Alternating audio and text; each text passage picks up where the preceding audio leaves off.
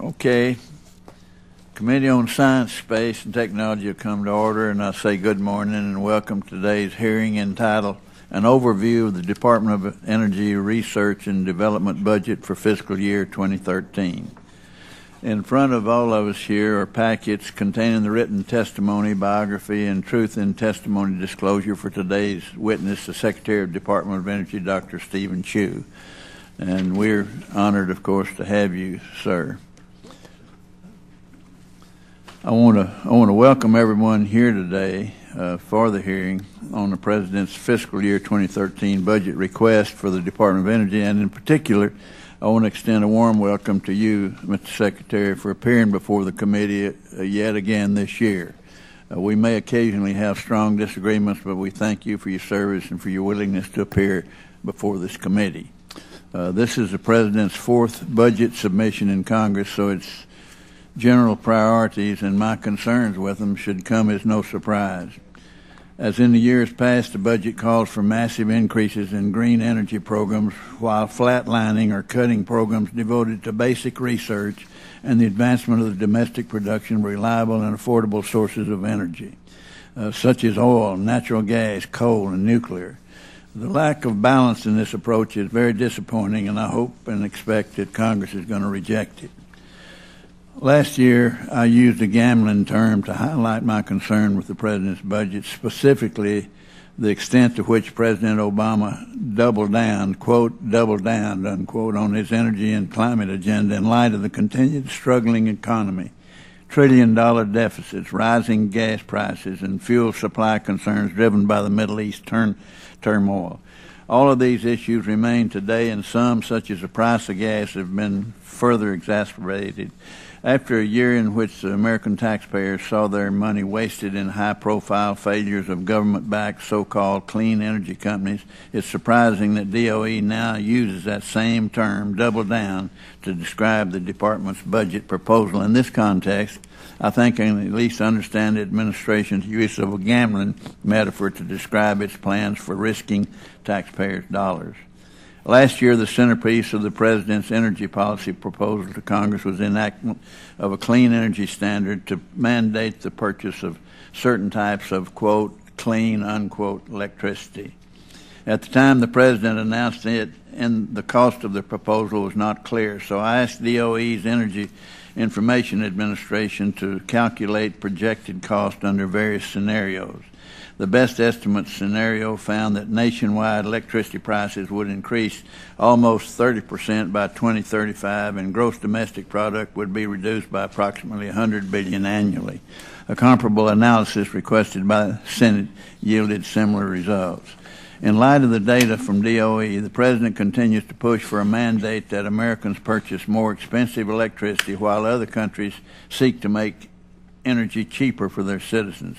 This is especially disappointing and should again be soundly rejected by Congress, as was the previous proposal to increase the cost of energy through a cap-and-trade scheme. Meanwhile, gasoline prices approach record heights, placing additional energy costs on consumers, causing pain not only to pump but also in every other sector of the American economy that depends upon affordable fuel to deliver goods and services. In response, the President ironically calls for, quote, all of the above, unquote, energy strategy, but continues to propose policies that in reality show his lack of concern with gasoline prices. His administration continues to actively take steps that place upward pressure on oil prices. He delayed offshore drilling permits and blocked production of the Outer Continental Shelf and the Alaska National Wildlife Refuge. He thwarted construction of the Keystone Pipeline. He proposed through EPA and other agencies costly new regulations, and he proposed eliminating or cutting R&D programs aimed at advancing domestic production and supply of oil and natural gas resources. Had the President moved forward with the all of the above energy policies, he would understand that producing America's natural resources makes a difference, just as American ingenuity makes a difference. It may take the American public to convince the President to approve the pipeline and expand domestic production. I hope today's hearing provides an opportunity to address these topics further. I now recognize Ranking Member Ms. Johnson for her statement. Thank you very much, Mr. Chairman, and thank you for calling this hearing, and let me thank Secretary Chu for being willing to come. I'm always delighted to be in the presence of a Nobel laureate because I know I can learn a lot.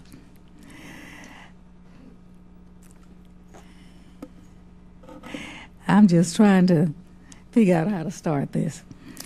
I'll be the first to say that on balance, I am not particularly happy with this budget request.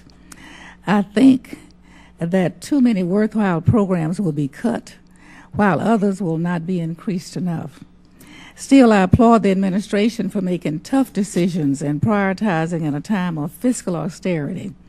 It is undoubtedly a painful but useful exercise. And in better times, these programs would receive the funding they need. However, I cannot help but to lament that the fact that we find ourselves in this position to begin with, and I feel that Congress has to accept its share of the blame. We in Congress could acknowledge the immense challenges in energy that lie before us and have the foresight to know that increased investment across the energy technology spectrum, from basic to applied research and demonstration, will pay untold dividends for future generations.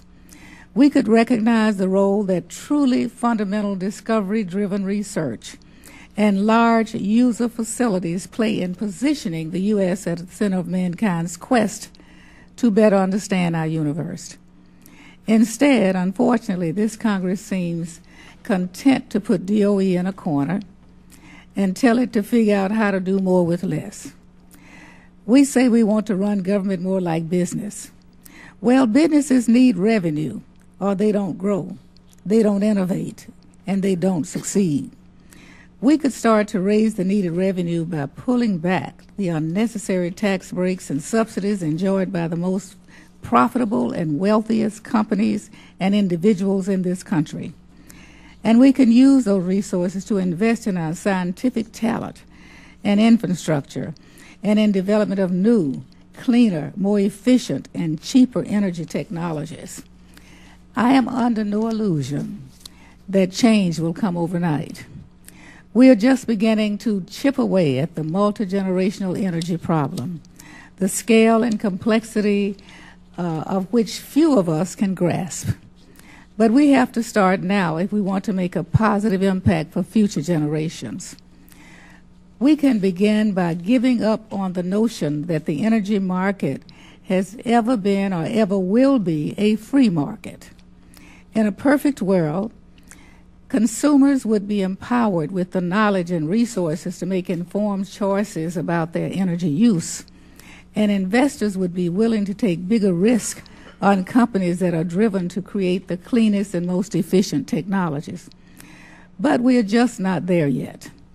Until we see more competition from emerging sectors, the energy markets will not be free.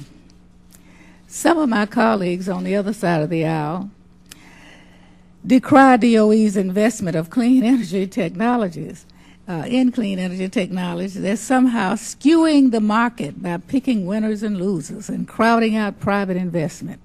Yet the very energy industries my colleagues hold out as exemplars of the free market, oil, gas, nuclear, and coal, are the ones that have benefited most from the government largesses, and curiously, the ones they hold out as most deserving of continued taxpayer-funded research.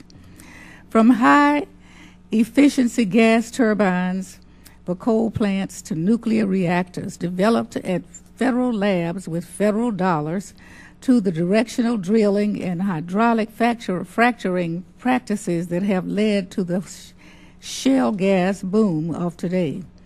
We have seen how government research can pay off, but it required decades of federal investment, the overwhelming majority of which was focused on fossil and nuclear energy. These technologies have kept energy costs low to consumers and our industrial base and allowed the economy to grow to what it is today. But it is time to level the playing field and introduce real competition to the markets. And that is where the priorities set by this budget request come into play. We have to find the greatest value for the taxpayer's dollar, and today it is in the emerging energy technology sectors that can most benefit from government support. We have seen how federal dollars can be the seed capital for private sector innovation, and how even small government investments can be leveraged to provide scientific breakthroughs and technological advances that private industry by itself cannot, or at least will not, accomplish. We also know well that without federal sponsorship of fundamental research in physical sciences, America will fall behind in these fields. These are investments in people and ideas that have paid off in the past, and I hope that we can demonstrate the foresight to know that they will continue to pay off in the future. Thank you, and I yield back. Thank you, Ms. Johnson. And if there are members who wish to submit additional opening statements, your statements can be added to the record at this point or whenever you want to. At this time, I'd like to introduce our witness, Dr. Stephen Chu, who serves as the Secretary of Energy. Dr. Chu is currently serving as the 12th Secretary of Energy. He's a distinguished scientist and has devoted his scientific career to the search for new solutions to our energy challenges. Prior to his service as Secretary, Dr. Chu was the director of DOE's Lawrence Berkeley National Lab and was a professor of physics and molecular and cell biology at the University of California. He's a co-winner of the 1997 Nobel Prize for Physics. That's quite an honor. As our witness should know, testimony is limited to 5 minutes, after which the members of the committee will have 5 minutes each to ask questions. We have for you flexibility as you need, because it's an honor to have you here. We know your schedule, and we thank you for your time. So at this time, we'll recognize you for as much time as you require, and thank you for being here. Well, thank you, Chairman Hull, for those kind remarks, also, Ranking Member Johnson, members of the committee, thank you for the opportunity to discuss the Department of Energy's FY2013 budget request. To promote economic growth and strengthen security, President Obama has called for an all-of-the-above strategy that develops every source of American energy. The President wants to fuel our economy with domestic sources of energy while increasing our ability to compete in the clean energy race. The Department's FY2013 budget request of $27.2 billion is guided by the President's vision, our 2011 strategic plan, and our inaugural quadrennial technology review. It supports leadership in clean energy technologies and invests in science and innovation to promote economic prosperity. Decades ago, the Energy Department support helped develop the technologies that have allowed us to tap into America's abundant shale gas resources. Today, our investments can help advance technologies that will unlock the promise of renewable energy and energy efficiency. The budget request invests approximately $4 billion in our energy programs. It advances progress in areas from solar to offshore wind to carbon capture and utilization and storage to smart grid technologies. It will also help reduce America's dependence on foreign oil, which every day places a crushing burden on families and on our economy. As the President and I have said, there is no silver bullet and there are no easy answers, but we can and must pursue a serious, long-term, all-of-the-above approach that diversifies our energy mix, protects consumers from the high price of gas, harnesses American resources, and creates jobs here and at home. That's exactly what this budget does. The budget request also invests $770 million in a nuclear energy program to help develop the next generation of nuclear power technologies, including small modular reactors. It includes funding for continued nuclear waste R&D, which aligns with the recommendation of the Blue Ribbon Commission on America's nuclear future. As we move to a sustainable energy future, America's fossil energy resources will continue to play an important role in our energy mix. The budget request includes $12 million as part of a larger R&D initiative by the Departments of Energy, Interior, and EPA to understand and minimize the potential environmental, health, and safety impacts of natural gas development through hydraulic fracturing. The budget also promotes energy efficiency to help Americans save money by saving energy, and it sponsors R&D on industrial materials and processes to help U.S. manufacturers cut costs. To maximize our energy technology efforts in areas such as batteries, biofuels, and electric grid technologies, we're coordinating research and development across our basic and applied research programs and RPE. Competing in the new energy economy requires our country to harness all of our resources, including American ingenuity. To help keep the United States at the forefront of science and technology, the budget request includes $5 billion for the Office of Science to support basic research that could lead to new discoveries and help solve energy challenges. These funds support progress in material science, basic energy science, advanced computing, and more. They also provide America's researchers and industries with state-of-the-art tools. The budget request continues to support Energy Frontier Research Centers, which aim to solve specific scientific problems to unlock new clean energy development. It also supports the 5 existing energy innovation hubs and proposes a new hub in electricity systems. Through the hubs, we are bringing together our nation's top scientists and engineers to achieve game-changing energy goals. Additionally, the budget request includes $350 million for RPE to support research projects that could fundamentally transform the way we use and produce energy. RPE invests in high-risk, high-reward research projects that, if successful, could create the foundation for entirely new industries. 11 projects that received a total of $40 million from RPE over the last 2 years have done such promising work. They now have attracted more than $200 million in combined private sector funding. Taken together, our research initiatives will help rev up America's great innovation machine to accelerate energy breakthroughs. In addition to strengthening our economy, the budget request also strengthens our security by providing $11.5 billion for the National Nuclear Security Administration. The budget request makes strategic investments to promote our prosperity and our security. At the same time, we recognize the country's fiscal challenges and are cutting back where we can. We're committed to performing our work efficiently and effectively. We're also breaking down barriers to make it easier for businesses to move technologies from our national labs to the marketplace, which can help the United States seize technological leadership.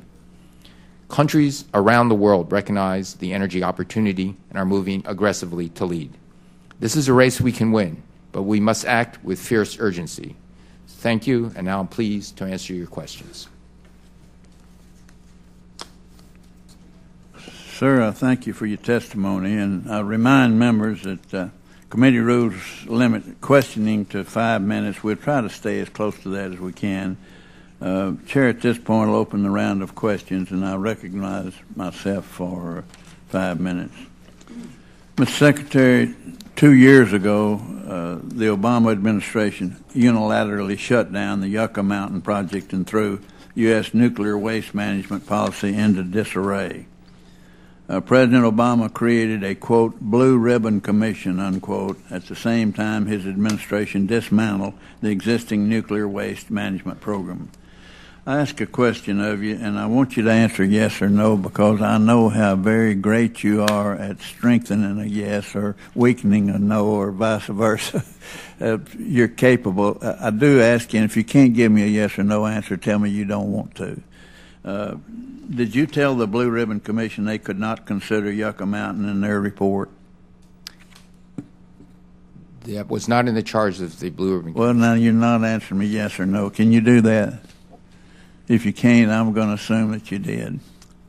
To date, taxpayers have spent. Is that okay? That was not in charge. I don't want to suppress you. If you can tell me no as quick as you can say yes, well, I'd like to hear it. It was not in the charge of the Blue Ribbon Commission. Okay. All right. To date, taxpayers have spent over $15 billion to study and prepare Yucca Mountain to serve as a repository, and you know that. You know all about it. Additionally, since the creation of the Blue Ribbon Commission, the taxpayers' liability for not accepting ownership of radioactive waste by 2020 increased 21% to almost $21 billion. With the massive investment and decades of study already completed on Yucca Mountain, why refuse to allow the Blue Ribbon Commission to even entertain the idea, or even to consider it, that Yucca Mountain could be a part of America's nuclear waste policy management? The Blue Ribbon Commission was not designed as a siting commission. It was designed to look broadly at the back end of the fuel cycle. I think it was an extraordinary committee with able leadership of General Scowcroft and Representative Hamilton. And it came up with a number of recommendations that we hope Congress will consider very seriously. We in the Department of Energy have established a task force to look at these recommendations. Well, regardless of whether Yucca Mountain has a future, and apparently it doesn't, do you think there's a value in completing the scientific and technical review of the site's suitability and making the results public to where people themselves can make their own decision on it, whether you were right or wrong? Right now, the decision is before the courts, and we're awaiting the decision of the courts. In the meantime, we are looking at the recommendations of the Blue Ribbon Commission because I think everybody agrees that the back end of the fuel cycle needs the attention of the country, and we need solutions. Last year, when you testified to this committee, I asked you what impact the President's clean energy standard would have on energy costs. And that's for American energy consumers who had to make that payment. You committed to having the Energy Information Administration examine the economic impact of the standard, of the clean energy standard, which they did at my request, and I thank you for that. And I ask unanimous consent to assert this into the hearing record, and without objection, it's so ordered. Are you aware that that exercise and the findings of EIA, you are aware of that, aren't you? I'm aware of many of the findings of the EIA. I can't say that I remember exactly everything they said. Well, this is yours or your people, and right. you produced this. That's correct. Let me help you. Let me provide just a brief summary of the results. Under the clean energy standards, similar to what President Obama proposed, and as you outlined to me last year, the report found these things. Household electricity bills will increase by $115 per person per year in 2025, and by $211 per person in 2035. Nationwide expenditures on electricity would increase by $41 billion in 2025 and by $77 billion in 2035. Nationwide manufacturing employment would decline by 1 million jobs in 2025. And then his State of Union address, the President reiterated his call for Congress to mandate this clean energy standard that we have here. Why is the President pursuing a policy to increase electricity costs on Americans? Can you give me an answer for that? You may not agree that he is, but I think the facts cry out that he is costing us, and not drilling, whether you like the word of how fossil fuels cause some problems, and of course they cause some problems. I'm part of that problem because I was here when we wrote the Clean Air Act, and we put the EPA in there to have a balancing figure, and that gave the EPA the strength that they're using now to push energy people around. And I resent that, and I think everybody on this committee resents it. Do you agree that any clean energy mandate, no matter how flexible it is, will increase the cost of electricity? First, let me respond to what you said about the President. The President by no means wants to increase the energy bills in America.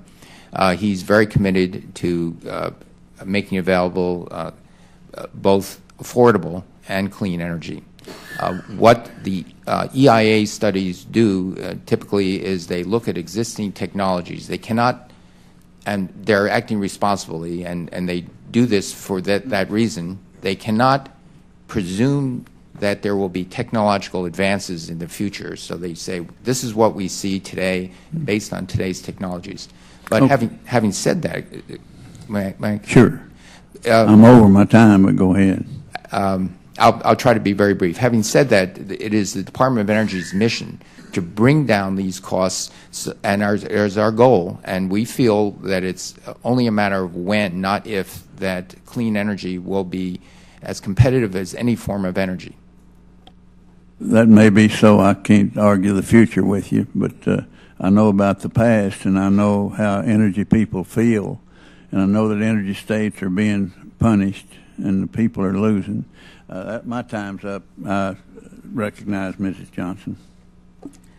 Thank you very much, Mr. Chairman. I'd like to make this statement prior to my question. And like to note that while I do not object to Chairman Hall submitting for the record his analysis of the Clean Energy Standard, I do want to make it clear that it is one of several such analyses of the CES that should be considered. I'm concerned that this analysis was designed from the start to show a worst-case scenario for the impacts of Clean Energy Standard on the economy, leaving out a number of critical factors that would have painted a more comprehensive and accurate picture of CES as it would actually be implemented. I urge my colleagues and the public to review some of the more rigorous and comprehensive analysis, such as those directed by outside stakeholders and Senate Energy Committee Chairman Bingaman, before coming to a conclusion about the role new energy technologies will play in the future.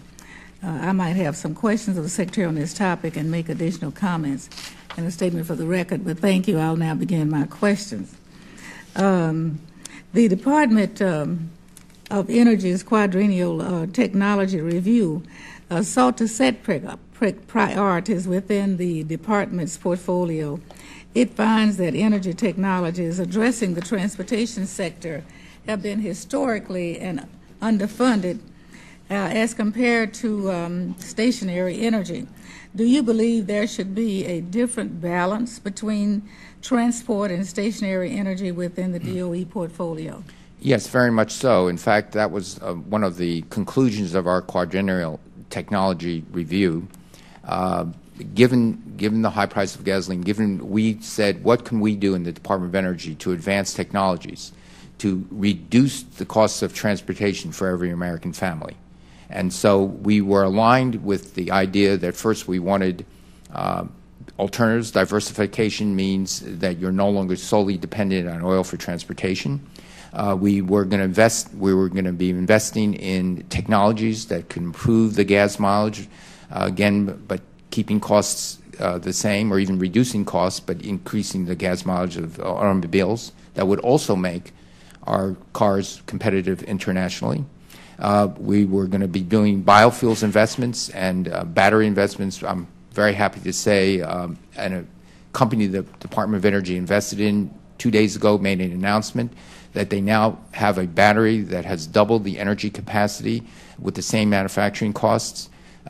It's validated by a third party, and so this is going to be great news, because that means we can reduce the costs of plug-in hybrids, electric vehicles, and can imagine a day of in the near future where you might see a $20,000 car, all electric. The operating costs, it would save American families over $1,000 a year to have such a car. Thank you. How does the fiscal year 13 budget address these findings that energy for the transport sector has been underfunded compared to electricity? Pardon?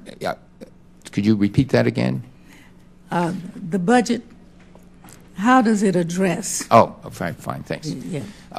It appears in several ways. First, in energy efficiency and renewable energy technologies, we have a lot of effort in batteries there. Our RPE program is investing in very, very innovative short-term, 2-year funding for batteries. Office of Science is investing in the more fundamental aspects of science, the kind of science that, when done at Oregon National Laboratories 10 years ago, has worked its way into today's current batteries.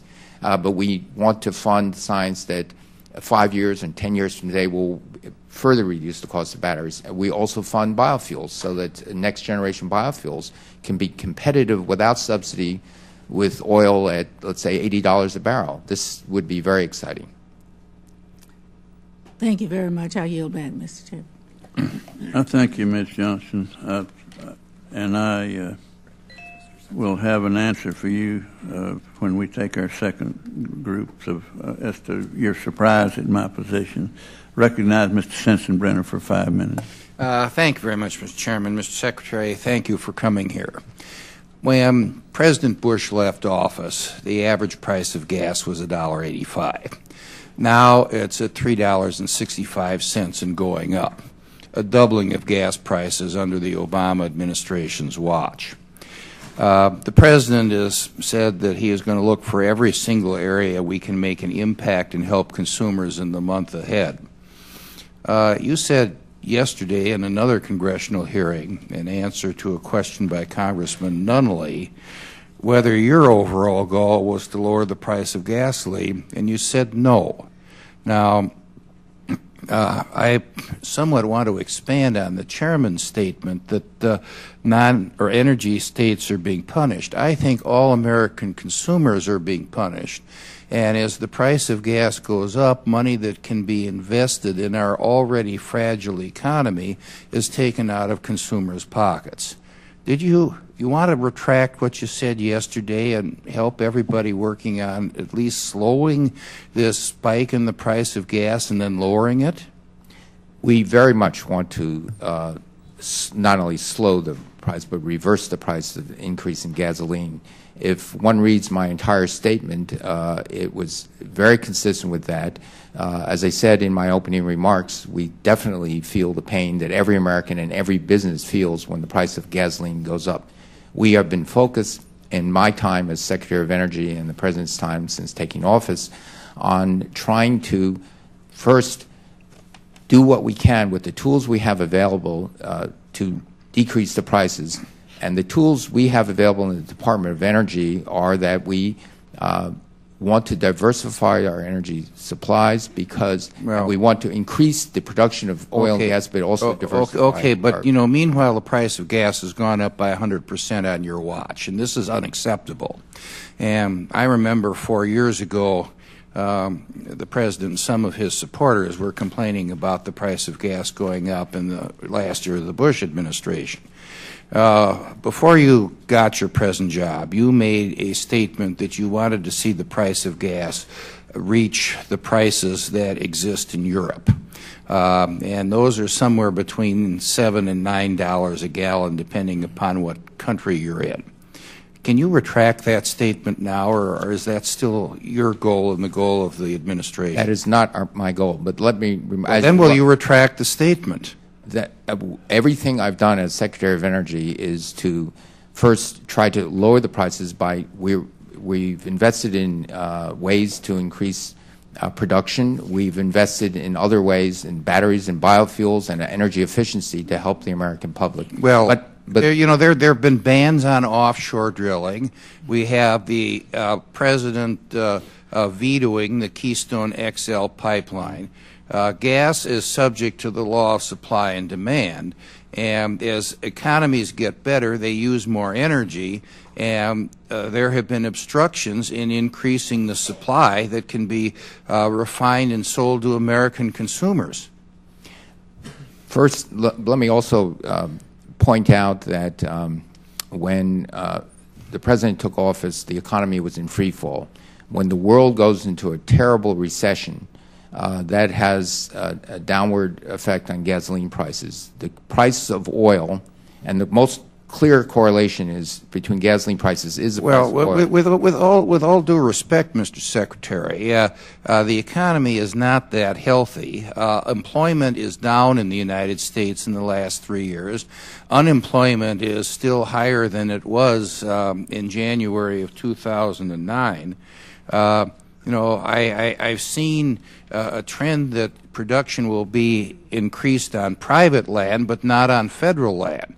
And when is this administration going to end the lockup on increasing production on federal land? That will increase the production as well.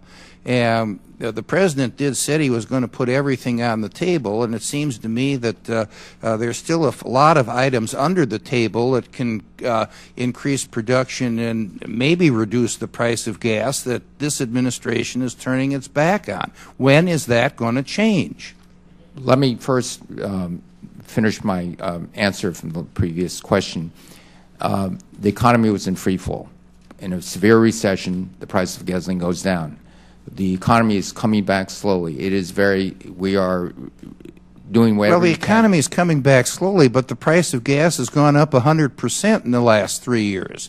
and that's going to retard the economy coming back faster, and more people getting jobs and more investment in creating jobs in the private sector. All this doesn't add up. And I admire you for getting a Nobel Prize in physics. I don't think you do very well in getting one in economics. And my time is up, and I yield back the balance of my time. Yeah, doing such a good job, I yield you another minute if you need it to let him answer some of these things. I'll be happy to let him answer. As I said before, the economy is rising. The President's very concerned. I am very concerned about the high price of gas. We are very concerned that as gasoline prices and oil prices increase, that can have a damping effect on the economy. That is why we are so focused on this, and that is why the tools we have, that I have in the Department of Energy, are focused on what we can do both in the near-term future but in the mid- and long-term future. The President has said very clearly that there is no single silver bullet, and that's why we applaud the rise in production of gasoline and natural gas. That's why we are working with industry to see how we can get natural gas to be used as part of our transportation need, and all of those other things. Well, sir, with all due respect, there is a silver bullet, and it's going right in the wallet of the American consumer with a doubling of the price of gas on this administration's watch. That's got to stop, and I haven't seen you withdraw either your 2008 statement or the answer that you gave to Congressman Nunnally yesterday. Thank you. Gentleman's time has more than expired. Chair recognizes Mrs. Fudge for 5 minutes. Thank you, Mr. Chairman, and thank you so much, Mr. Secretary, for being here today. Mr. Secretary, in my home state of Ohio, manufacturing is a major industry, and we have many unemployed workers, as you might imagine, whose skills are not being used. I see that you have a $150 million increase for the Advanced Manufacturing Office. Could you please tell me what kinds of technologies will be developed with the extra money and how it will help spur economic growth and employment in manufacturing states such as Ohio? Sure. One of the things, let me give you one example in this advanced manufacturing. We know that composite materials, these are carbon composite materials in particular, can play an incredible role in a lot of the technologies, from airplanes to automobiles to just lighter weighting, stronger materials. So we have a carbon composite facility that allows industries, U.S. industries, to come in and try different things in this facility, new manufacturing methods to lower the cost. Where is the facility? This is actually in Oak Ridge. Go ahead. Okay, Oak Ridge National Laboratory. That's just one example of where we're trying to do in advanced manufacturing. Again, going directly to the goal of the Department of Energy and the goal of every action I've taken since I've become Secretary of Energy, which is to help make more efficient automobiles, make them more efficient so the American consumers can purchase these automobiles and have less of a gasoline bill. And that's what we're doing as much as we can, all the tools to lower the prices, not to lower the prices, but to help. We certainly want to lower the prices of gasoline, but we also want to have people use less. Thank you. Mr. Secretary, Ohio has experienced at least 11 earthquakes in less than a year. The Ohio Seismic Network believes that they are tied to wastewater injection wells. I understand that the 11 earthquakes in Ohio are not necessarily related to the hydraulic fracturing technology, but to the disposal of all the high volumes of hydraulic fracking wastewater going into injection wells. It is my understanding that compared to conventional oil and gas development, hydraulic fracturing will require significantly larger quantities of water. Is that true? And if so, how will all of this water be disposed of, if not in injection wells? Well, we certainly are looking very carefully at the role of any sort of liquid fluid injection into rocks and what their role would be in seismic events. We certainly have a lot of expertise in that. We feel that one does not want to trip off major. Most of the seismic events are are events that are so small in magnitude that people cannot feel them. But we certainly are very, very concerned, and we are doing research on to the extent that wastewater injection or any fluid injection into rocks could trip off a more significant event. And so this is one of the things that we do in the Department of Energy, is to do research so that one could extract the gas and the gas liquids from fracking, but we do it in an environmentally safe way. And so we are committed on that path. So to go back to the question, are you saying you're studying how to dispose of the waste, or what are you saying? Well, there's two questions. The question is, what is the role, as you noted in your opening statement, what is the role of fluid injection in triggering seismic events, and what we do? So first we need to establish what is the role. There's a very thoughtful piece written by a Stanford professor, Mark Zoback, on this, who was actually part of our Secretary of Energy Advisory Board subcommittee on trying to develop ways so we can extract natural gas for the fracking in an environmentally responsible way. And so I think I commend you to read that paper, because it looks at what are the issues and also what is actually happening vis-a-vis water injection into the ground. Mr. Secretary, I'll have to get with your office on that, but just in an effort to be considerate of the time of my colleagues, Mr. Chairman, I will yield back. Thank you, gentlelady. Mr. Rohrabacher, California, for 5 minutes. We will have a vote on the floor in a little bit, and we'll comment on that when you finish, Mr. Rohrabacher. Yes, thank you very much. Secretary Chu, I saw that NASA, in their budget request, included funding to restart the plutonium-238 production then this was powering deep space projects. I also noticed there's not a corresponding item in the DOE's budget request. Now, is plutonium production going to be restarted at NASA? And what is your expectation that NASA will cover all the costs of this program? I think we're working with NASA on that. The plutonium, as you noted, is used as an energy source for deep space missions, where the probes are so far away, solar power is not viable. And so we're working through with NASA on how the generation of that energy source. Well, if we're going to have a long-term space strategy, that we need to make sure that this isn't lost in the shuffle, because that's an important factor in having a successful deep space program. Let me ask you about the reactor program. I'm very concerned that it seems that the spending that I have here, and I'm submitting this, Mr. Chairman, these charts for the record at this point, Mr. Chairman, submitting this for the without record. objection. And it seems to indicate that we are spending money, or you are proposing to spend money in a way that when it comes to reactors, nuclear reactors, that instead of going with the new reactors, the high temperature reactors like Toshiba's S4s or GE's PRISM or General Atomics EM2, that instead what we are doing is focusing more resources and a higher percentage of resources on older light water reactor type technologies. Even though they're smaller modular reactors, it's still light water stuff that is a 50-year-old technology. Now, why are we doing that? Why are we not focusing on developing this new technology that could actually eat the waste and eliminate some of these problems about Yucca Mountain and everything, but instead spending our money on old technology?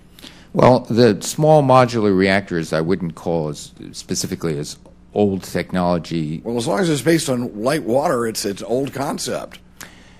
The reason we're doing this is because there is a recognition that many of the power sites in the United States could not accommodate, and around the world, could not accommodate large reactors on the scale of 1 to 1.5 gigawatts.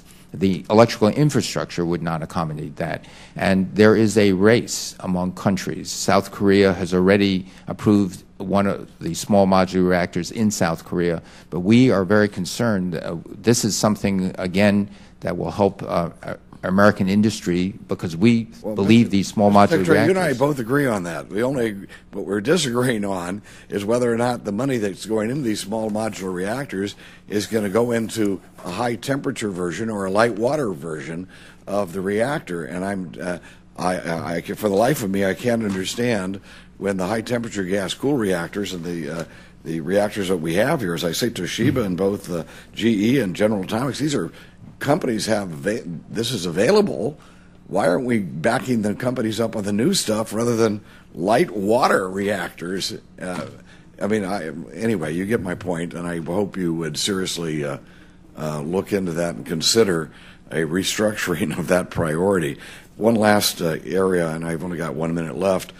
I am very concerned that we're not having an honest discussion on energy with this administration.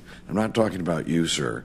I'm talking about generally what we have, and when I sat through the State of the Union, the President was taking both sides of every issue. And it's all of the above, and then we know that just a few days before he said it's going to be all of the above to us, he was nixing, the Keystone Pipeline. And I think we need to have a much more honest discussion on this. The American people are suffering right now. We're not going to help manufacturing in these states that we just heard about if all the consumer money is being drained away and spent it on gasoline. And we're not going to have more gasoline until we have more production of gas and oil. And I've got 20 seconds left. Let me just say, I noticed you're requesting for $12 million to look at fracking. I hope this is not what it appears to be from the rest of the administration.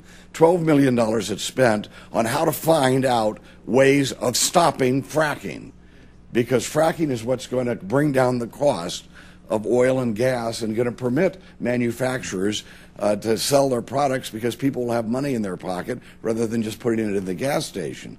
So I'm hoping that that's not the case, but it seems to me, Mr. Chairman, everything indicates what we've heard from the EPA, and hopefully not with this $12 million expenditure that you're requesting, that this administration is committed not to opening up new oil and gas, but to try and find ways of stopping it, getting those guys who are producing our oil and gas. And we need to have an honest discussion of what our priorities really are. And I don't think we're getting it, and again, not from you, but frankly from the President of the United States on this. Thank you very much, Mr. Chairman. Gentleman yields back. We do have a vote on. We have about 8 minutes. The committee will stand in recess until 5 minutes after the conclusion of the last vote. I hope everybody comes back, and we'll try to be a little more honest with you about the use of our 5 minutes. I'm sorry for the delay I initiated to start with. I apologize to each one of you for the time we lost. We'll try to make it up when we get back. And thank you.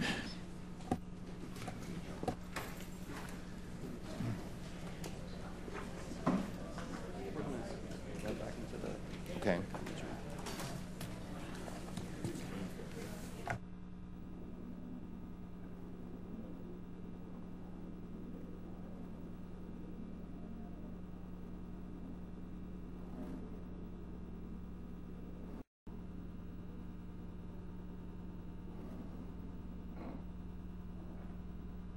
Thank you for your patience, and Chair now recognizes Mrs. Bonamici for 5 minutes. Thank you very much, Mr. Chairman. Thank you, Mr. Secretary, for your service and for recognizing and mentioning the importance of reducing our dependence on foreign oil and fossil fuels. I was pleased to see that your testimony discusses ARPA-E. You mentioned the innovative work being done in the area of battery design. Well, I'm proud that one of those projects is taking place in Oregon. There's a company called Revolt Technology, and Revolt has brought this innovative zinc air battery research and also jobs to our community. and we've seen firsthand the importance of the ARPA-E program. And I see that the administration has proposed increasing ARPA-E funds by $75 million. And I wonder if you could elaborate on the importance of this increased funding in enabling us to continue building on these new technologies, such as the new generation battery technologies that will help Americans move away from fossil fuel consumption. Sure. The design of ARPA-E was a very focused, short-term company or research group comes in with a specific idea. The tenure of these grants is something on the order of 2 years, very short-term, modest amounts of money to just push it over the edge.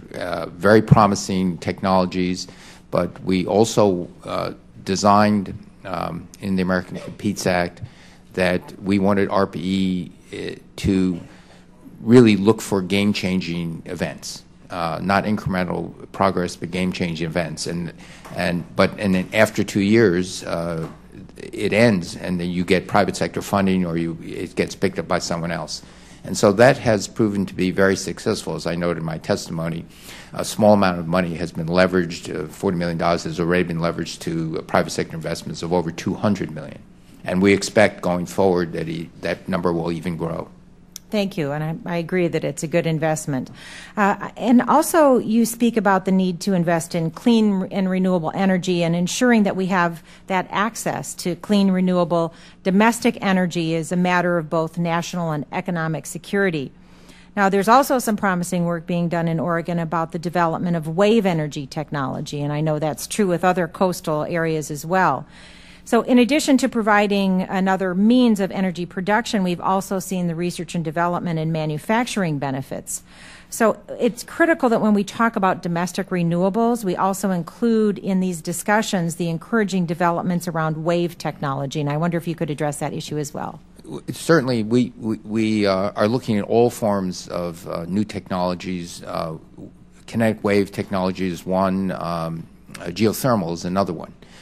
So it's not just restricted to solar and wind. And then the wind technologies, we think that on-land wind is being established, and we're concentrating on those technologies can work in a marine environment, again, because it's the research that we're really pushing.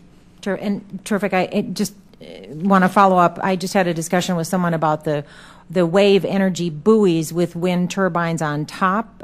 So I think we just really need to look at all options for making sure we have renewable sources of energy. So thank you for your work, and Mr. Chairman, I'll yield back the balance of my time.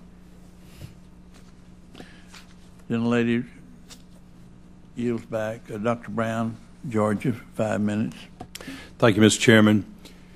Mr. Secretary, I believe that the federal government should not be picking winners and losers in the marketplace. It seems to me the DOE has repeatedly proven that this administration is clueless when it comes to making good business investments, and that it also tends to side with political crony companies. Unfortunately, the department's political favors come with more than $1 billion price tag that will have to be paid for by American taxpayers. Time and time again, we've seen companies like Abound, Solar, Beacon Power, A123 Batteries, and of course Solyndra receive millions and billions of dollars just to drop jobs. In addition to those $465 million that went to Tesla Motors to make a luxury electric car with a sticker price of $100,000, worst kind of corporate welfare. In the President's energy budget, the few people to be able to afford those cars would receive a $10,000 tax subsidy. How can President Obama justify asking for more than $500 million in additional funding for his preferred green programs? Secretary Chu, you tell me why you think your department deserves more taxpayer money to blow through, given your abysmal track record. What grade would you say you deserve for the management of the DOE resources over the last 3 years? Well, I would give myself a pretty good grade, because if you look at what we've done and what we've supported and the breakthroughs that have occurred during this tenure, I think it speaks very well. As I said before, the battery research has been going extremely well, way ahead of what we thought was the schedule. We're very focused on a lot of the grid technologies, on solar technologies, and as another example, the bioenergy centers, which were started in the previous administration, have done extremely well, and we're continuing funding those. A lot of the inventions and technologies are now being licensed by companies, and they're entering into pilot production. So there are many successes in the technologies the Department of Energy has supported, and the private sector, American industry, are picking up these technologies. So what grade would you give yourself? Oh, 8F. What grade would you give yourself? There's always room for improvement, maybe an A-. Sir, I give you a D- or an F. Somebody who makes a 69 on a test fails. Mm-hmm. Now, you do have some successes. I appreciate the loan to Georgia Power Company to put in place the 2 new reactors that are there at Plant Vogtle, the first reactor that's been authorized in over 30 years. We need to have the ability to put in place nuclear reactors very quickly. I'd like to see a template so that if a company followed that template, they could just go ahead with a construction, that the government would oversee it just to make sure it was being followed, but they wouldn't have to spend millions or billions of dollars in just trying to get approval from the Nuclear Regulatory Commission, particularly as anti-nuclear as this administration has been. But y'all have had failure after failure after failure. Sir, I'm not sure why we should give you any more money, because I think you have failed. Like I say, I believe you've got a D- or an F at best. I yield back, Mr. Chairman. Gentleman yields back. Mr. Secretary, just for your knowledge, if you ever get asked that question before, you're entitled to know how the chairman did when asked that question. One time I made 4 Fs and a D, and my dad punished me for spending too much time on one subject. All right, who do we recognize? Recognize Mr. Lujan. Mr. Chairman, thank you very much. And Dr. Chu, in your prepared testimony, you state that with the New START Treaty, the science, technology, and engineering capabilities within the nuclear security enterprise will become even more important to sustaining the U.S. nuclear deterrent. President Obama, during the State of the Union this last year, said, "Today, the discoveries taking place in our federally financed labs and universities could lead to new treatments that kill cancer cells but leave healthy ones untouched." He goes on to say that we shouldn't gut these investments in our budget. Don't let other countries win the race to the future. I'd like to focus on this theme of nurturing the scientific engineering capabilities of the NNSA laboratories. With the 2013 budget request, NNSA's budget will have increased about 10% from 2011. Yet over the same 2-year time frame, the budget of Los Alamos National Laboratory will have decreased by about 10%. This is about a $300 million decrease in just 2 years and chokes the scientific and engineering capabilities at our lab. Because of these budget cuts, the lab has requested a voluntary reduction in force incentive program with the goal of eliminating 400 to 800 jobs. This reduces the true source of scientific and engineering capability, the men and women who have served the nation there, who have the experience and training that is difficult and expensive to replace. And finally, a recent National Academies report warned that distrustful oversight by NNSA, in which individual transactions are reviewed at every step, is harming the vitality and long-term viability of the science and engineering capability at the NNSA labs. When you combine all of these distrustful and harmful oversight with the significant loss of personnel and reduction of funding over multiple years, you get a very damaging set of events that could do permanent harm to the lab and my district in the northern part of New Mexico. So, Mr. Secretary, I have a lot of respect for you, but I have a lot of concern as to what's happened with Los Alamos. As I look at the budget, it looks like Los Alamos took a much greater hit than any of the other labs, and quite honestly, almost as much as the other labs combined. So, Mr. Secretary, what I'm looking for is some assurance and some long-term commitment. One, to see how we can fix the arbitrary hits that were targeted to Los Alamos, as well as a commitment to Los Alamos National Laboratory. Well, certainly Los Alamos National Laboratory is an excellent laboratory, but within our budget constraints and going forward, we do have to make hard decisions, but certainly Los Alamos is going to be an essential part of the future of the NNSA laboratories. Those hard decisions are being made, but we feel that they have not only a very rich past, but an outstanding group of scientists in that laboratory, scientists and engineers in that laboratory, and will be a vital part of the NNSA mission. I appreciate that, Mr. Secretary, and I look forward to hopefully meeting with you soon with Senator Bingaman. I know a request has gone in with yourself and Mr. Agostino, and we look forward to having those conversations about the commitment to Los Alamos. And, Mr. Chairman, I want to quickly turn to all of this conversation and attacks on President Obama with increasing gas prices. You know, report after report shows that production is up under this administration. Under President Barack Obama, production is up. The Republicans in this Congress voted against an amendment that I offered on the floor of the House and in committee, in the Natural Resources Committee, when there was a provision in front of us to increase production in the Gulf. My amendment was real simple. It said, during tough economic times, let's make a commitment, because I know how to count. My dad taught me how to count very young. And we knew the bill was going to pass. But what we asked our colleagues from the other side of the aisle was, if we're going to pass this bill, let's at least commit to keep any new production in the United States for American consumption and to be refined in the United States. I couldn't get one of my colleagues from the other side of the aisle to support that amendment. Ranking Member Markey offered something similar as well, which was defeated overwhelmingly. Last year, there was many individuals that provided testimony in the Senate talking about the problems with speculation. Mr. Tillerman, the boss of ExxonMobil, admitted last week that the price, and this was back in 2011, early 2011 or in May, that the price of oil based purely on supply and demand should be $60 to $70 a barrel. The reason it's above $100 a barrel, Tillerson explained, is due to the oil majors using future contracts to lock into high prices. And we see article after article. The Commodities Future Trade Commission plans to issue a report next month talking about these problems. If we're serious about doing something now, we should tap the reserves we have and crack down on speculation, Mr. Chairman. And I think that enough's enough with the rhetoric. Let's do something real. We can get this done together, and there's support from all sides. And with that, Mr. Chairman, I yield back. Accept your yielding back, and I admire you as a good member and as a member of a great family of public servants from your state. I don't agree with you very much on your analysis of the president, though, and you don't expect me to, do you? Mr. Chairman, I think that's why we're friends. As the good Governor King from New Mexico used to say, is some of my friends are for it and some of my friends are against it, and I will support my friends, Mr. Chairman. There you go. I now recognize a very patient, probably might be the best member over here, who looks around and scolds me when I go over, and I'm trying not to do that, but I recognize Ms. Adams for 10 minutes. Thank you, Mr. Chair. I'm trying to get along with you. I appreciate it.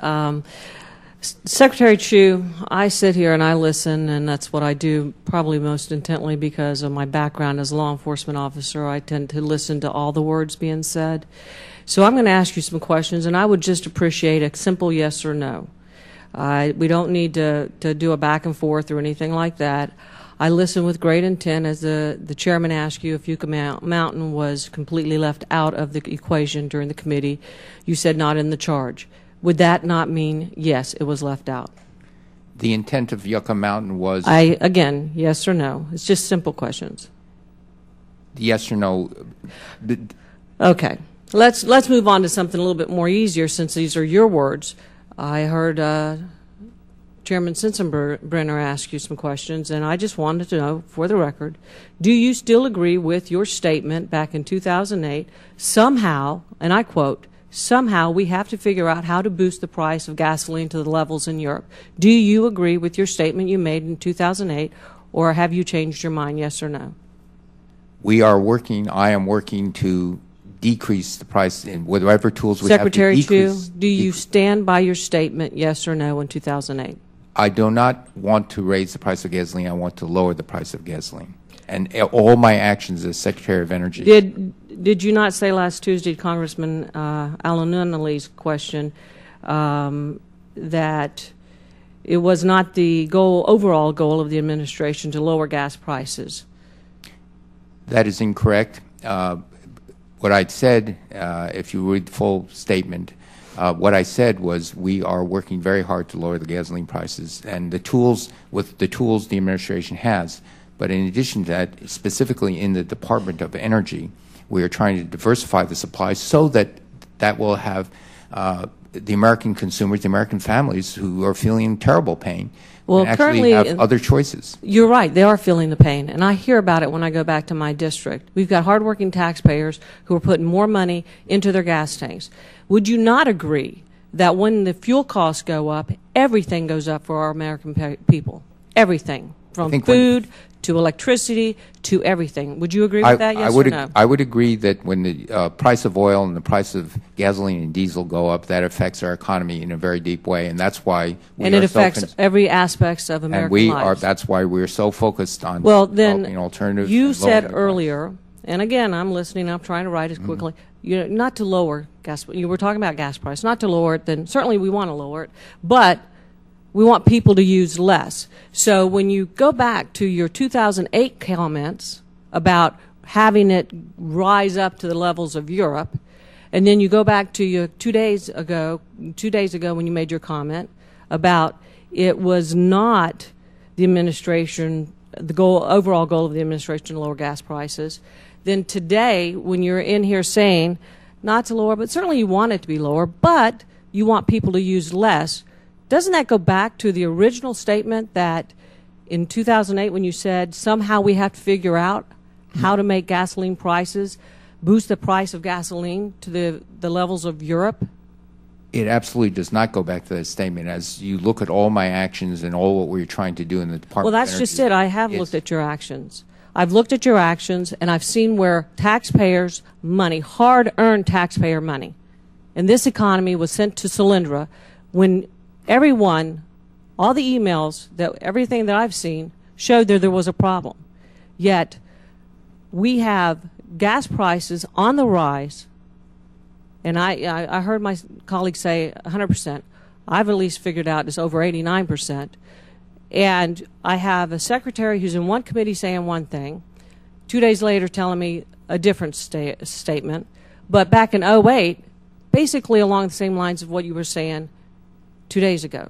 So I appreciate your comments, Secretary, but the actions and the words are not going together. And I'm really concerned that your 2008 comments and statements are coming to fruition for the American people, and that worries me. I know from talking to people back home, their electricity's gone up, their gasoline's gone up, and they're concerned that this administration is not taking that seriously. So I would like for you to take that back with you to the administration. People are hurting, and they want this administration to do the right thing. We've sent them bill after bill to the Senate to allow for the drilling of our own resources. We've sent them, and the administration has denied the Keystone Pipeline. These are things that would help the American people today. Today, Secretary Chu, and I yield back.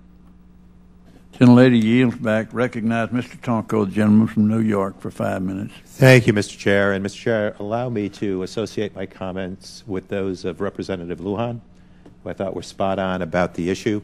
And Secretary Chu, welcome, and thank you for responding in professional capacity and enduring. Secretary Chu, I understand the administration made some tough choices in this budget, and I have a question related to one of those tough choices, cuts that impact our Brookhaven National Lab, an important facility in New York State.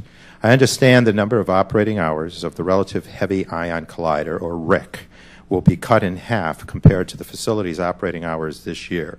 Even this year, it will not be running to full operating capacity. As you know, this is an important research facility for the nuclear physics community.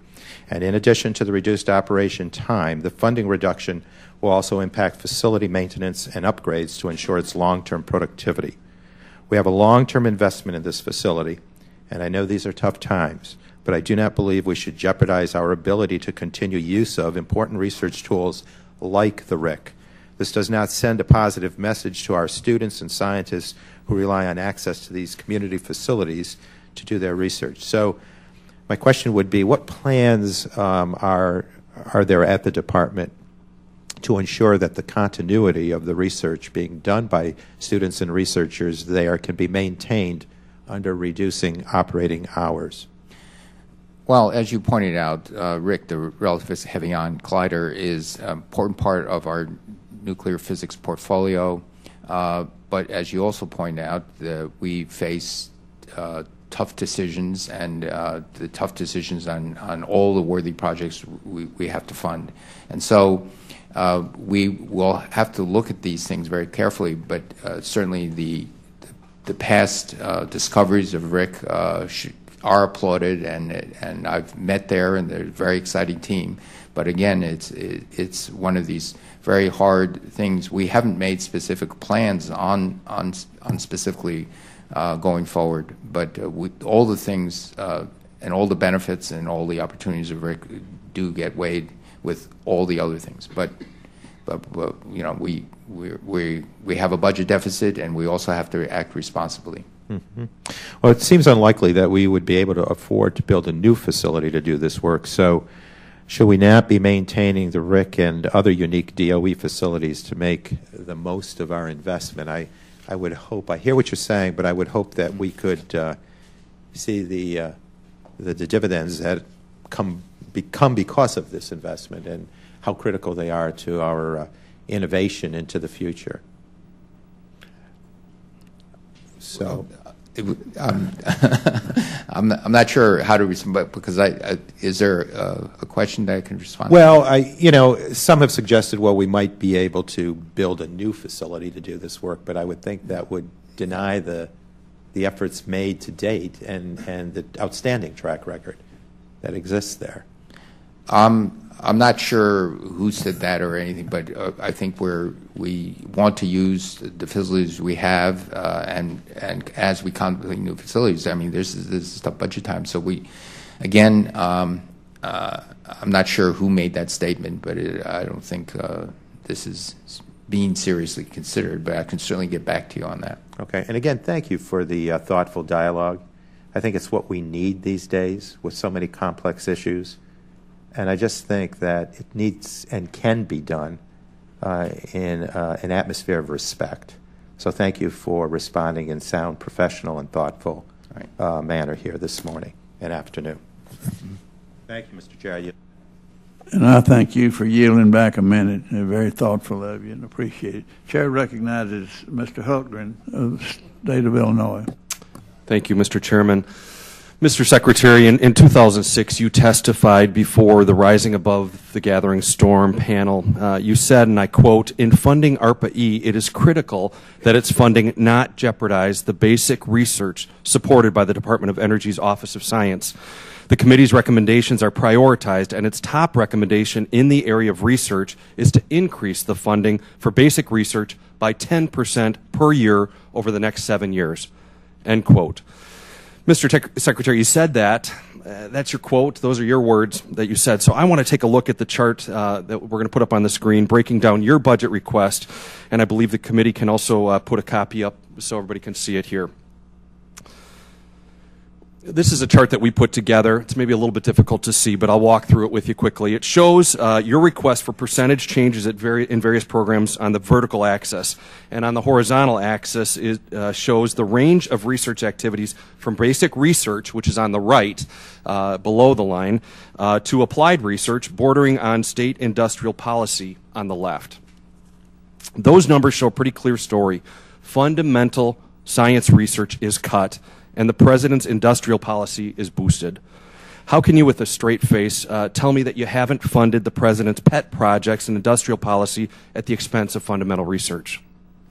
Well, as your chart shows, we're seeking a 2.4% increase in the Office of Science. The Office of Science is what we call our basic research program within the Department of Energy. The request is for roughly $5 billion. ARPA-E is just a beginning new program, and the request was for a very much smaller amount, $350 million. And so if one puts into perspective of those two budgets, we still remain very committed to funding the Office of Science, which is our more basic research programs. Well, again, I think as you go through the ones on the right and going further to the right, I see Fermilab, which is very important to me. I've heard my colleagues on the other side of the aisle also talking about research facilities being slashed. Fermilab, 8% cut. Other pet projects, again, getting that increase. But again, this discrepancy of almost a 30% increase versus 2% versus minus 8%. I don't know how you justify that with your own statement that says you were looking to increase basic scientific research, which is our national laboratories, by 10% per year, and yet here you're cutting it by 8%. Well, you're now talking about the Fermilab specific request budget. What we are trying to work through is a plan to go forward in terms of the long baseline experiments, and also what we're trying to work out and how to go forward in the deep mine in South Dakota. And so, again, if you can look at percentage increases or you can look at absolute dollars. And when we look at the absolute dollars of the Office of Science, we have increased that budget, and I am very, very supportive of increasing that budget. RPE, again, it's very small compared to the Office of Science. Well, I want to work with you on making sure that we follow through on that. What I see with some of the projects there, specifically dealing with South Dakota, is it's on life support right now. I mean, it is barely enough to keep it operational. And then we were talking about this with Dr. Holdren last week. The steps of this budget, it's on crutches right now, and we are breaking the crutches away from that project with this budget. I'm fearful of that because I really think we are going and taking something valuable away to our kids and our grandkids. The great opportunities that we've had to pursue science and basic scientific research, we are failing our future if we undercut that with these projects. I'm passionate about Fermilab, but I'm passionate about other laboratories that I don't represent as well, and want to see that same commitment there. I recognize the FY2013 budget is constrained with so many pressures, discretionary spending caps, but this imbalance seems to represent a definite and indefensible trend to retrench on discovery science and promote more applied research. You neglect to balance the portfolio, which leaves fundamental discovery science in disarray. And I just wonder, is this the proper direction for the department when investments in basic scientific research really underpin the nation's science and technology enterprise? Well, very quickly, I would say I agree with you. The Office of Science is a very important part of our program, and we want to see that budget grow and increase, and it does form the underpinnings of everything that leads to, including all the underpinnings of the companies that are using discoveries in the Office of Science in energy, clean energy, renewable energy, RPE, and the Office of Science does form the basis of all that. Well, I hope we can follow through on that and see. I think we're seeing that clearly there is money there, and there's money that doesn't have to be taken away from some of this basic scientific research, and we can bulk up that amount. Mr. Secretary, I do thank you for your service, and I do appreciate the ability to be able to discuss things, but it really does seem clear to me that this is an anti-science budget aimed at pushing short-term political agendas. I really do believe it's going to hurt our long-term economic competitiveness, our scientific enterprise, and our country. With that, I yield back. Gentleman yields back. Chair recognizes Mrs. Lofgren, lady from California, 5 minutes. Well, thank you very much, Mr. Chairman, and Dr. Chu, it's good to see you as well. In 1995, when I was a brand new member of the House of Representatives, there was a very conservative Republican congressman from the East Bay, Congressman Bill Baker. I'm sure you remember Bill. And he recruited me and other people into an effort to pursue the National Ignition Facility at the Lawrence Livermore Lab. And even though Bill is no longer a member of Congress, that bipartisan support for the project has continued to this very day. And as you know, the project, the National Ignition Facility, has a key role to play in terms of our stewardship, and it is the lead effort in inertial confinement fusion. Are you aware, Dr. Chu, that if you look at the NNSA budget rules that will be applied, the bottom line for NIF is that if this budget remains as it is, they will essentially have to close and mothball next year? No, I don't believe that's true. Certainly, we do not want that to happen. They have construction has been complete. They're entering over the last year, entering into a very exciting 2 shots a day experimental stage, and we're looking forward to when they can actually prove that you can get what we call ignition, that more energy is going to come out than went in. Well, if I can, Dr. Holdren was here a couple of weeks ago. I asked him the same question. He was honest enough to say he didn't know. And he called me back afterwards to follow up, and he agreed that defunding and mothballing the experiment after we spent over $4 billion on the capital equipment and to get to where we are would not be a smart thing to do. I called out. I mean, the labs are not allowed to call us and lobby, but they do have to answer us when we call out there. And I was told that the net result would be mothballing a NIF if this budget is retained by the lab. And so I'm looking at EATR, which is, we're 10% of that effort, and it's a long ways away, if ever, from getting started. We're proposing to increase their budget by $45 million. At the same time, we're going to shut down NIF, and hundreds of American scientists will be laid off while we're sending money to this international effort that may never get started. How can that be a smart decision? Well, first, let me my knowledge of what's happening with the NIF program. It's, as you pointed out, this is a very important part of our NNSA budget. It enables us to more deeply understand the physics we need to understand going forward for our nuclear security. And so I know of no plans. I'm not sure. The best of my knowledge, and we can get back to you on this, the funding is adequate for NIF to continue because we need that facility. It's just been constructed.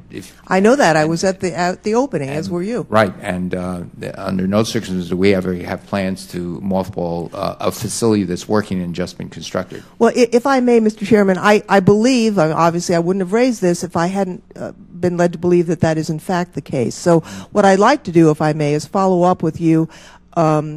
If necessary, we'll do a bipartisan effort to defund the EATR contribution and redirect it to this effort if we need to. And I've already been talking to my friends on the other side of the aisle. I think we'd have a bipartisan effort if we have to do that. But perhaps we can pursue this further off calendar. I wanted to do a quick question on the advanced computing. There is a reduction of 4.6% in the high-performance computing and network facilities sub-program. And I'm not sure how that's going to work. Can you explain the impact on the whole program from that reduction? What we're doing, there's been a growth phase. We think high-performance computing is one of the keys to what the Department of Energy does because high-performance computing enables industry to actually skip design cycles very much. Absolutely important. We're laying plans to go to the next step. For example, the very high-performance computer at Oak Ridge, Jaguar computer, will go from probably several petaflops where it is today to perhaps as much as 20 petaflops.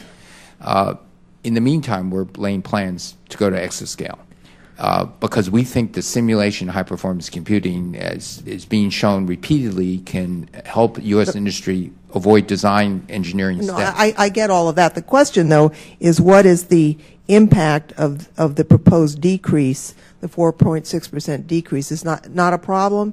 And also, is the exascale proposal put forward by the Berkeley lab, is that funded in this budget? The exascale, the exascale is being developed in the Department of Energy. Right. We haven't made any determination about where it's going to go. And indeed, we're working with industry because we think as we improve the petaflop scale computers we have in the Department of Energy, we're also looking and getting positive feedback from industry to actually partner with industry to develop radically new technologies for this next big step. I wonder, Mr. Chairman, I know my time is up, but if we could just ask Dr. Chu what the impact of the 4.6% decrease would be, which was my original question. Right. We can get back to you on the details. If the chairman will allow me just 20 seconds on EATR. I don't know how I could keep you from it. Oh, well, yes, well, sure, we'll make that. I went a minute and a half over. Okay. Be my guest. I just wanted to respond to point out that. Sure, you're entitled to. Okay, thank you. To testify. That the ITER project, over 80% of the funds will be spent in the United States and on contracts in companies, national laboratories in the United States. And it is an international obligation we have, and so we don't see it actually in conflict with NIF. Well, I've supported ITER in the past, but it's premised on a robust scientific effort here in the United States. And if the information I have is correct, that we would be mothballing NIF, I could no longer support, increasing our funding to ITER, and it is decades away from beginning operations. So, there are plenty of scientists who've told me, without regard to the budget, that they no longer have confidence that the project is even going to succeed because of the political support and the budget problems. But that's a separate question. I thank the chairman for letting me have a little more time. Gentlelady yields back. Mrs. Biggert, Illinois, 5 minutes. Thank you, Mr. Chairman. As it usually happens, the last two members have kind of skirted around the issues that I wanted to ask questions about, but not quite the same. The budget repeatedly highlights President Obama's commitment to doubling the budget of key basic research programs at the Office of Science, along with NIST and NSF. But the budget request for the Office of Science is proposed to increase by only 2.4%, and at that rate, it's going to take about 30 years to double the budget, and doesn't account for inflation. And meanwhile, the programs such as EERE and ARPA-E are proposed to increase by 29% and 27%. Do you think then that the funding for the Office of Science really is a low priority for DOE? No, it's not a low priority. It is a priority. It is a high priority. As you well know, I spent my life doing fundamental science, and I know the value of fundamental science and what it leads to. Okay. Then going to the exascale computing initiative, and it's a joint program between science and NNSA. And it seems that there appears to be an uncertainty regarding the funding for the NNSA's matching participation with no firm number in the budget request. And I hope that the administration is committed to this joint venture and all the progress that the U.S. has made in the supercomputing. But does the department, do you think that budget, that they're going to commit to a certain budget, and does the department intend to deliver its exascale report to the Hill soon? Well, the Department of Energy is very committed to developing exascale computing because we see clearly all the advantages it will give not only the scientific community but the industrial base in the United States.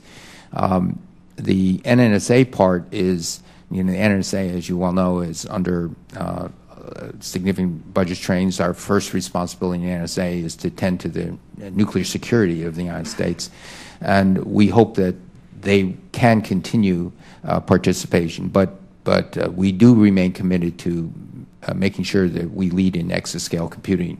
But you don't have any figures yet from the NSA. But the department does think that exascale computing is one of the frontiers that the United States should certainly invest in. Okay, and then the 2012 appropriations had for the study, and do you know when that will be? I can get back to you on exactly when they expect it delivered. All right.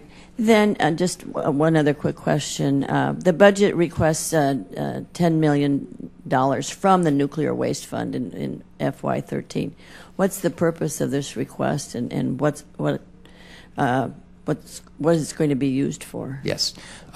First, we have commenced a study within the department to look at the recommendations of the Blue Ribbon Commission. And also, we would love to work with Congress and in those recommendations as well. One of the things that the Blue Ribbon Commission felt was very important is we have, out of our we have roughly 247 operating nuclear reactors, but there are a number of sites where the reactors are no longer operating, and yet we still have spent fuel there. Okay. And what we wanted to do was to begin to have the spent fuels put in dry cat storage with an envelope and get it licensed by the Nuclear Regulatory Agency so that they can be safely transported out of those now dormant reactor sites because of all the security and issues that at least to consolidate those few sites. Okay.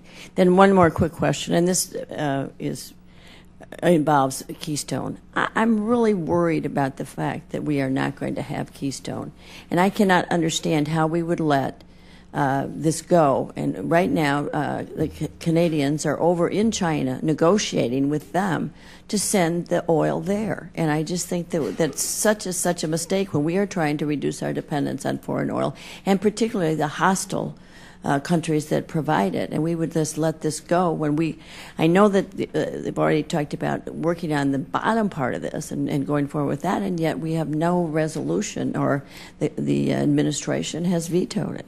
No, the administration did not veto it. It was when the State Department Congress said you have to make a decision at this time.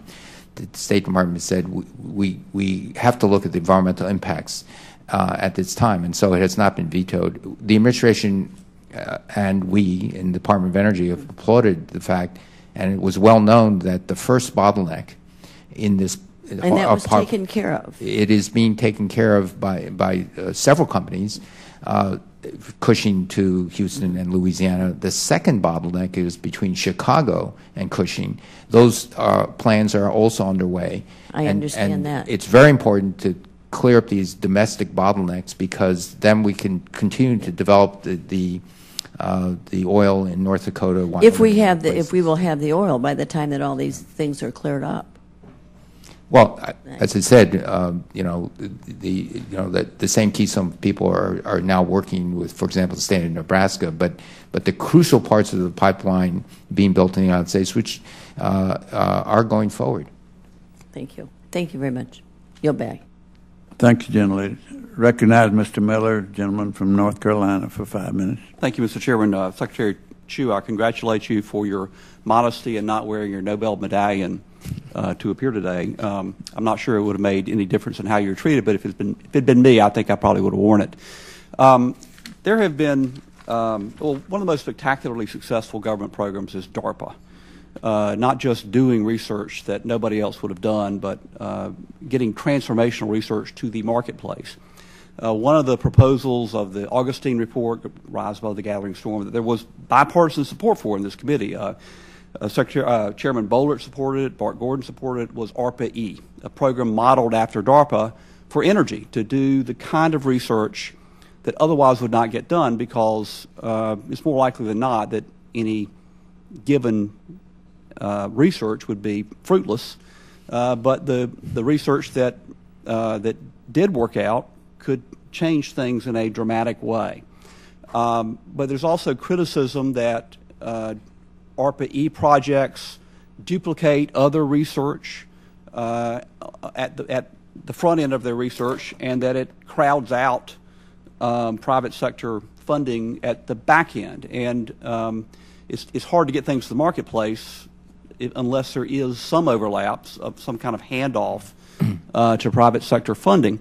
How do you identify, and also it's kind of hard to find research in which nobody's done any research, and to see that as a promising area of research. How do you identify the research that ARPA-E will do?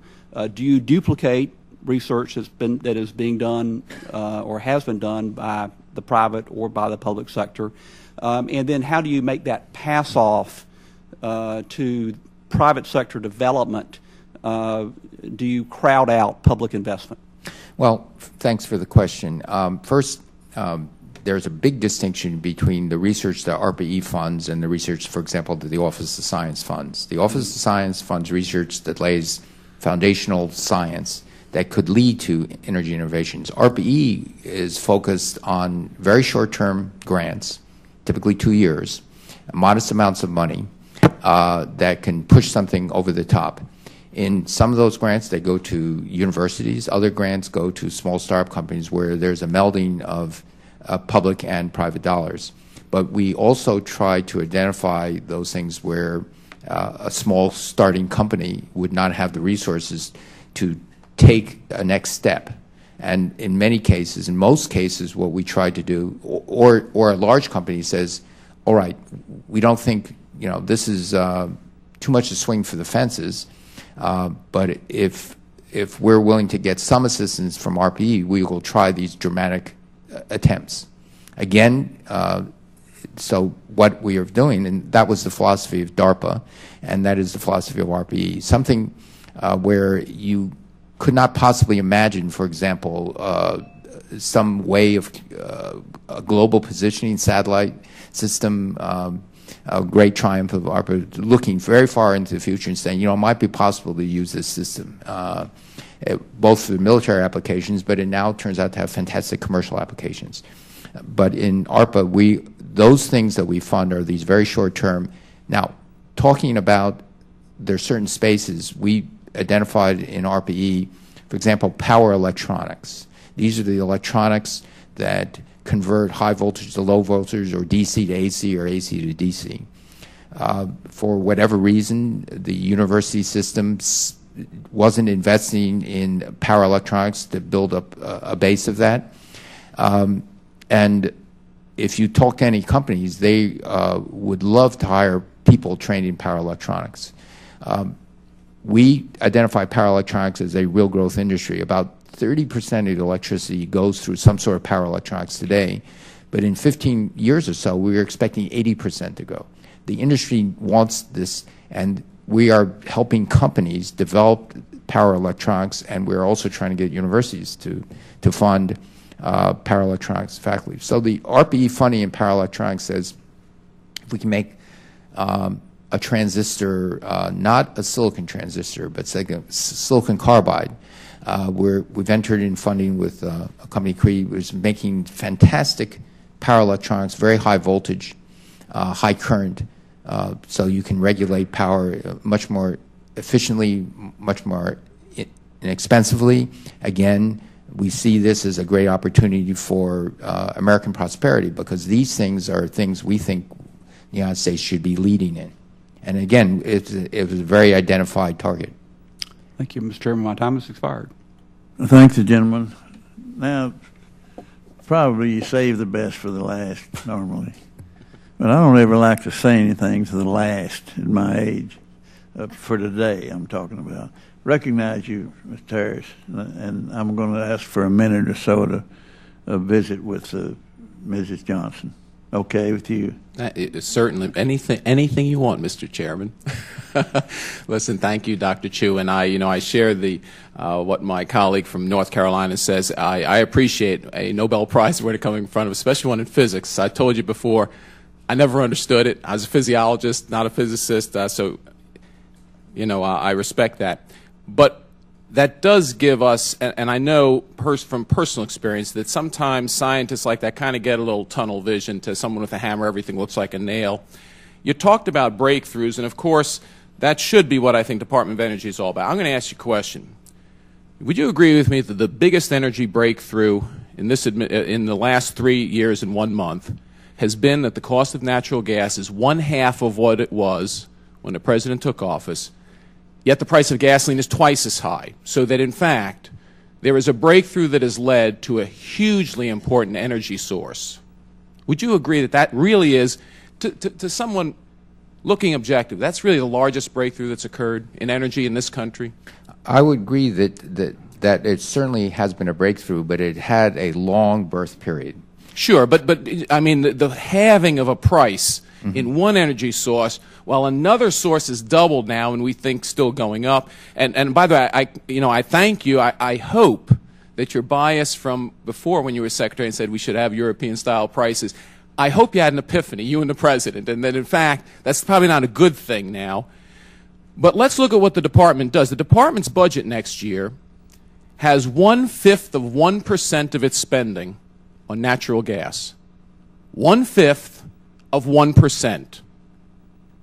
It is smaller than the increase in solar spending. Would you say that the administration kind of missed the boat on this natural gas phenomena that really some people look at and say is the future and the real breakthrough in American energy? Well, I agree with you that the ability to capture natural gas from shower rock was wonderful, is wonderful. The Department of Energy funded this from about 1978 to 1992. And how much in the last 3 years? Well, right now what we're doing is we are going to the next new thing in gas. We are funding methane hydrates. We've helped, so this is in a collaboration with industry, but we also have helped bring Japan on board because we think methane hydrates might be another form. It's too early to tell. Just as we funded horizontal drilling and hydraulic fracturing many, many years ago when industry did not think it was viable. Sure. What's your budget level on methane hydrates? It's very small, but okay, so it's even less than 1/5 of 1%. Yes. So this huge new energy source, the real breakthrough, the department is spending 1/5 of 1%. All right. Well, your time is precious. I appreciate that. You can't spend all your time on everything. So I'm going to ask you about this email, this June 2011 email, where a Solyndra employee described what they learned from Bank of America financiers involved in that Prologis loan negotiation. A quote from the email is, on 3 occasions this week, he thought that the deal was dead, but Secretary Chu, so he being the financier, but Secretary Chu personally pulled it off. Chu shared with the team that this deal went to higher levels in the Obama administration to gain approval than any other transaction in the loan guarantee program, and that he personally committed to seeing it through to successful conclusion. Now, is that kind of true? I mean, is what that person says kind of a realistic summary of what went on? And of course, remembering that Prologis at that time was going to contract with Solyndra at a time when Solyndra was renegotiating its whole deal with the government, and in fact got, was secondary in turn, that whole deal, and the whole deal. Is that a pretty accurate summary, that you were personally involved with this at a level different from other deals?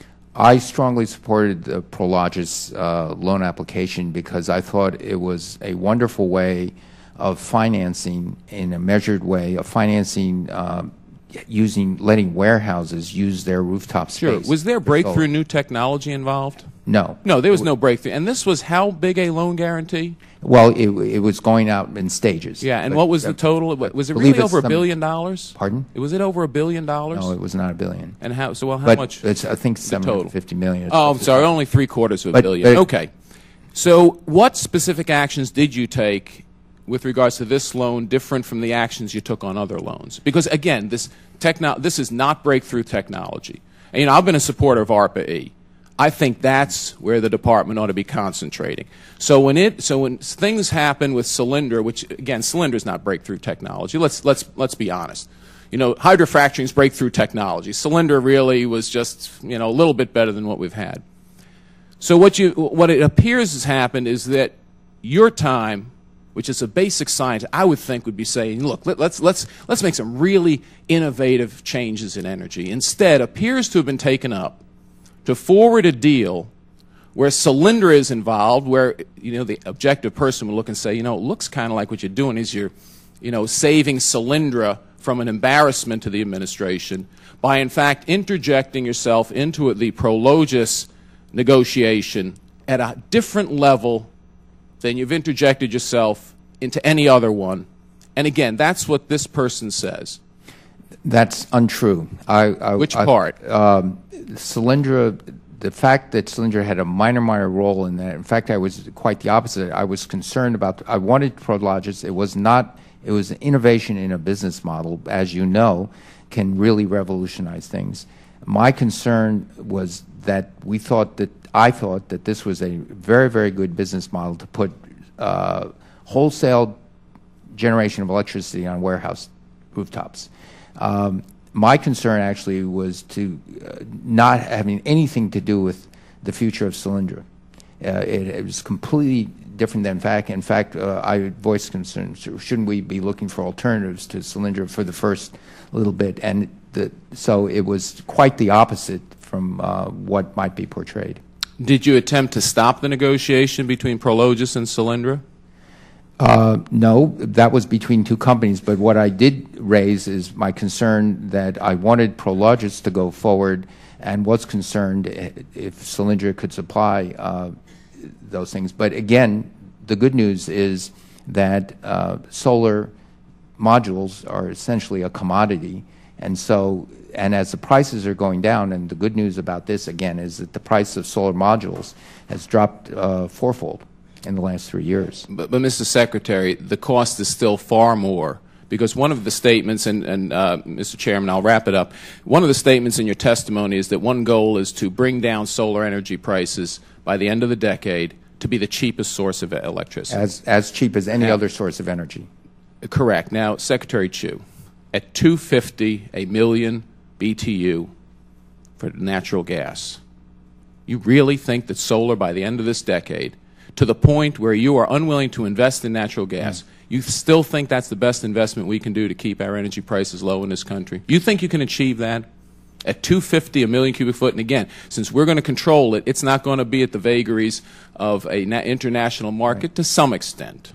Well, if you look at projections made by, for example, the EIA, or projections made by Bloomberg New Energy Finance, they're projecting the price of natural gas generated electricity to be something on the scale of 5.5 to 6 cents a kilowatt hour. Do you know what their projection is for natural gas last month?